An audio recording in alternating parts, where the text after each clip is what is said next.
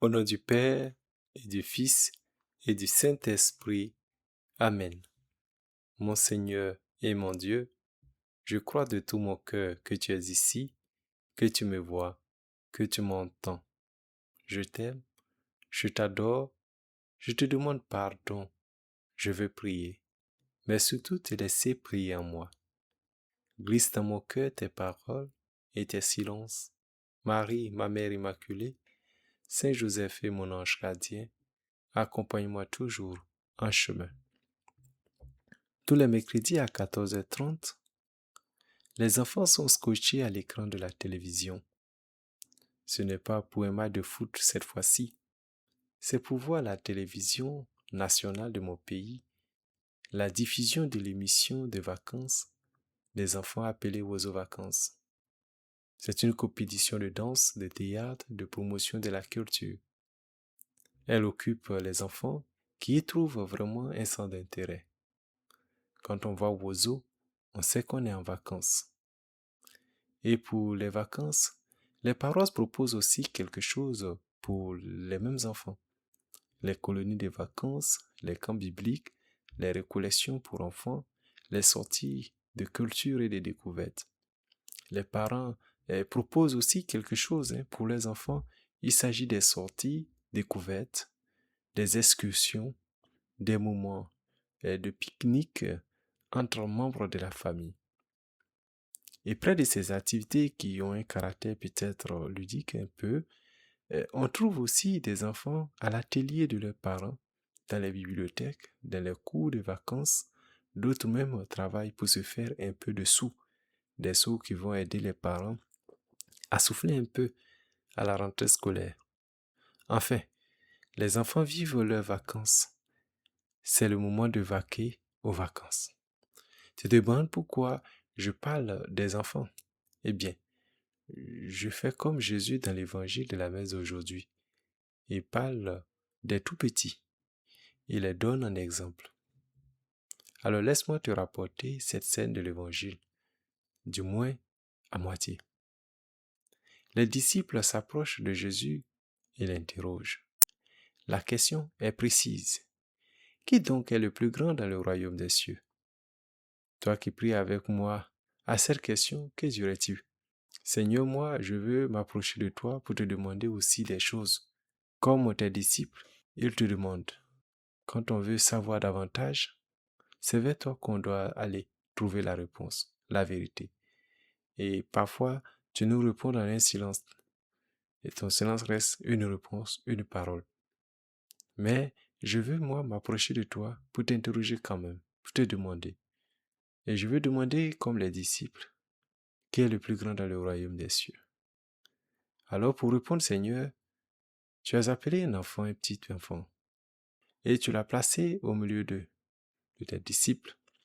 Comme tu aimais les seigneurs, les enfants, et que tu demandais qu'on les laisse venir à toi, ce n'était donc pas difficile d'en trouver. Ils étaient déjà là autour de toi, ces petits. Et tu les présentes, puis tu dis, si vous ne changez pas pour devenir comme ces enfants, vous n'entrerez pas dans le royaume des cieux. Mais celui qui se fera petit comme cet enfant, celui-là est le plus grand dans les cieux. La réponse du Seigneur vient avec deux propositions. La première est essentielle. La seconde est additive et s'ajoute à la première. La première réponse est la réponse à la véritable question que les disciples devaient poser. Au lieu de chercher à savoir quelle hiérarchie de grandeur il y a dans le royaume, il faut plutôt se préoccuper de comment être dans ce royaume. Le plus important n'est pas d'être grand dans le royaume, mais d'y être surtout. Le défi, c'est d'être dans le royaume des cieux. Ainsi, Jésus répond au comment être dans le royaume. Il s'agit d'être comme un enfant. Jésus nous renvoie à une image qui semble contenir les éléments essentiels qui conduisent à la vie d'enfant de Dieu. Autrement dit, il faut que nous devenions ce que nous sommes, enfants de Dieu. Nous le sommes par le baptême.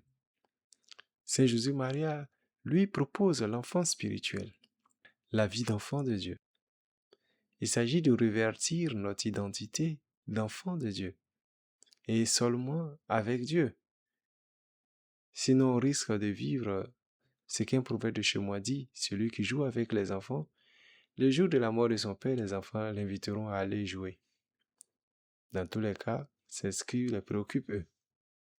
Relevons quelques aspects de l'enfance spirituelle. D'abord, reconnaître cette identité d'enfant de Dieu. Avoir foi que Dieu nous a appelés à la vie et c'est lui qui nous donnera dans l'éternité cette vie. Ceci devait nous aider à nous abandonner à lui abandonner notre volonté, toute notre personne. Et Saint José-Marie insiste pour dire, l'enfance spirituelle requiert la soumission de la raison, plus difficile encore que la soumission de la volonté. Celui qui suit le petit chemin de l'enfance doit, pour se faire enfant, renforcer et viriliser sa volonté. Il faut vouloir s'exercer à cette identité, s'exercer à devenir enfant de Dieu. Et c'est pas facile. Quand à l'intérieur de nous, nous nous révoltons, notre volonté veut s'exprimer autrement. Il faut que nous soyons capables de la soumettre et la laisser la laisser être conduite par la volonté de Dieu. Un enfant qui se laisse conduire par ses parents, par la protection, par le secours de ses parents, il bénéficie effectivement d'une visibilité plus grande dans sa vie parce que les parents opèrent pour lui selon leur expérience et selon le bien et l'amour qu'ils ont pour leur enfant et ils opèrent pour lui les meilleurs choix. Ensuite, aimer Dieu, notre Père, d'un amour total, d'un amour premier, d'un amour incomparable. Un amour qui soit un engagement, qu'une forme d'alliance avec Dieu. Dans cette alliance, nous avons la certitude que Dieu nous aime, il est fidèle à ses engagements. Et il nous l'a prouvé d'ailleurs avec le sacrifice de son Fils Jésus-Christ sur la croix pour le pardon de nos péchés. Et nous le prouve encore par le don de l'Esprit Saint qui conduit nos vies au quotidien. Et donc nous devons l'aimer, ce Dieu qui est vraiment là pour nous comme un Père et qui nous donne le meilleur pour le bien de notre vie, de notre existence, et seulement à regarder les merveilles que contient le monde, qui sont à notre service, nous devons rendre grâce à Dieu et lui dire merci et l'aimer. Et il le fait pour nous tout ce bien parce que nous sommes ses enfants. Et nous devons nous reconnaître ainsi et aimer celui qui nous donne cette identité. En plus, il nous faut nous revertir d'humilité et de l'innocence des enfants qui savent reconnaître leur fragilité et s'en remettre au secours de leur tuteur. Prendre conscience de sa fragilité, de ses faiblesses, de ses limites, de ses manquements, et savoir que Dieu est capable de les combler. Voilà le chemin de l'humilité. Ne pas nous laisser fourvoyer par nos connaissances, nobles soient-elles, belles soient-elles, productrices soient-elles. Elles sont dans tous les cas un don de Dieu. Personne n'a inventé son intelligence. L'intelligence, nous l'avons reçue. Personne ne crée ce qu'il est. On le reçoit. Et donc, beaucoup d'humilité. Et cela nous doit nous conduire justement à craindre et à tous les saints les mains de Dieu. C'est Dieu que nous devons craindre. Lui qui a le pouvoir, après avoir tué, de jeter dans la géhenne. Souvenons-nous des paroles de l'Évangile. Enfin, et pour ne relever que ces aspects, je vais te rappeler ce conseil de Saint José-Maria qui, dans son livre Chemin, te laisse beaucoup d'articles sur l'enfance spirituelle qui sont très riches les uns les autres pour aider dans ta méditation et dans ta prière personnelle. Tu pourras peut-être les lire. Alors, il dit ceci. Ne souhaite pas être grand. Enfant toujours enfant, même si tu meurs de vieillesse. Quand un enfant trébuche et tombe, cela ne choque personne. Son père se hâte de le relever. Si c'est une grande personne qui trébuche et tombe, la première réaction est de rire. Ce premier mouvement passe. Il arrive que le ridicule cède à la piété. Mais les grandes personnes doivent se relever toutes seules. Alors, dans ta vie spirituelle, si tu te prends grand, alors tu devras toujours te relever seul. Mais dans l'humilité, si tu t'abaisses devant le Seigneur, et que tu te reconnais comme son enfant, le Seigneur te relèvera. Il te tendra la main te relever. Cela te plaît pas? Tu pourrais essayer ce jour ce mouvement d'abandon entre les mains de Dieu et de reconnaissance de ton identité d'enfant de Dieu.